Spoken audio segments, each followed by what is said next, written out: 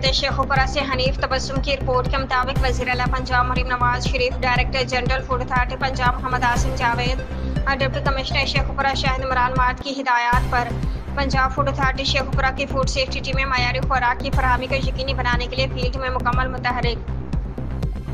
जिला भर में खुराक से मुंसलिक 108 कारोबारों का मुआयना किया गया। अफसरान सेहत के असूलों की खिलाफ वर्जी और सफाई के नाकिस इंतजाम पर 7,35,000 रुपये से ज़ायद का जुर्माना आयद किया। मयारी दूध की फरहमी को यकीनी बनाने के लिए जिला शेखुपुरा के मुख्तलिफ इलाकों में चेकिंग के दौरान 63,300 लीटर दूध को चेक किया गया। मजीद बराह सेहत मुजरे सेहत गैर मयारी और ममनू ज़ायदल मयाद अशिया खुदरोश जिनमें 9.5 लीटर मशरूबात 5.34 किलोग्राम की समेत लेकिन ज़ायदल मयाद अशिया और बेकरी आइटम्स को मौका पर तलब किया गया। एक फूड पॉइंट को सील किया गया। मुताबिक फूड पॉइंट्स को इस्लाही नोटिस जारी किए गए।